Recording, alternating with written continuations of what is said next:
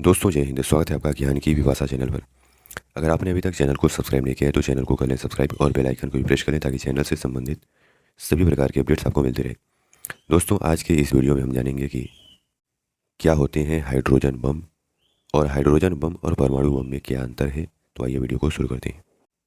दोस्तों कल 1 मार्च था और 1 मार्च 1954 को ही अमेरिका ने हाइड्रोजन बम का पहला सफल परीक्षण किया था।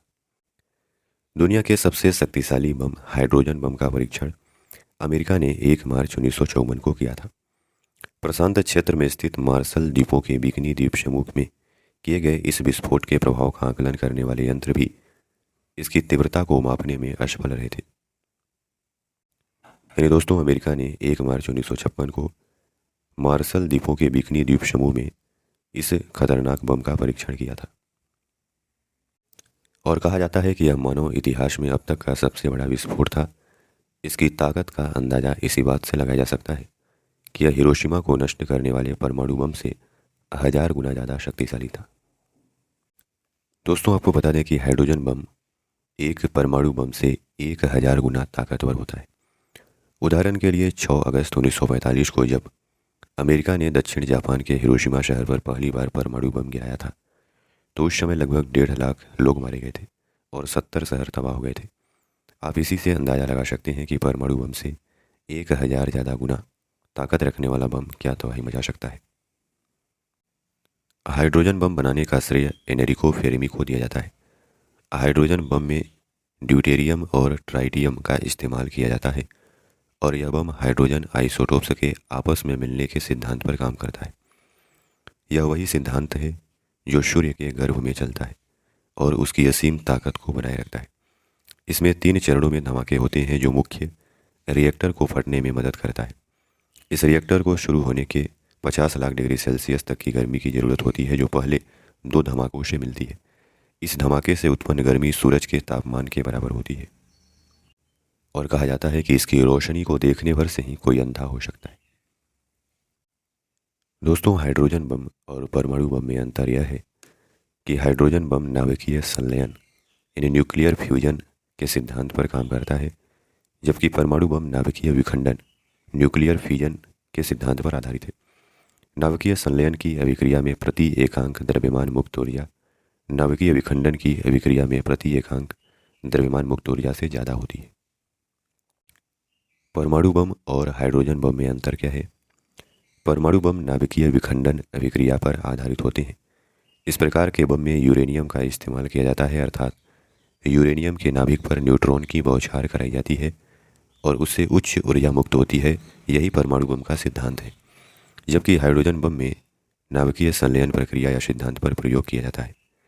हाइड्रोजन बम में ड्यूट्रॉन और ट्राइटियम के मिश्रण का उपयोग किया जाता है, अर्थात ड्यूट्रॉन और ट्राइटियम आपस में संयुक्त होते हैं और परिणाम स्वरूप उच्च ऊर्जा मुक्त होती है। यही हाइड्रोजन बम का सिद्धांत है। परमाणु बम में विस्फोट सामान्य ताप और सामान्य दाब पर संभव है, अर्थात इसके लिए किसी प्रकार के उच्च या निम्न ताप या दाब की कोई ज़रूरत नहीं होती। इसमें क्रियाएं सामान्य अवस्था में ही संभव है। जबकि हाइड्रोजन बम में विस्फोट केवल उच्च दाब और उच्च ताप पर ही संभव है और यदि उच्च दाब और उच्च ताप न हो तो हाइड्रोजन बम में विस्फोट संभव नहीं है। चूँकि परमाणु बम जो है उच्च ताप और दाब की आवश्यकता परमाणु बम में नहीं होती, अतः यह किसी प्रकार के नाभिकीय संलयन पर निर्भर नहीं करता।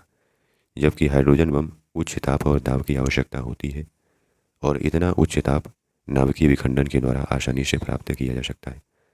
अतः हम कह सकते हैं कि नाभिकीय विखंडन अभिक्रिया पर निर्भर कर सकता है। यह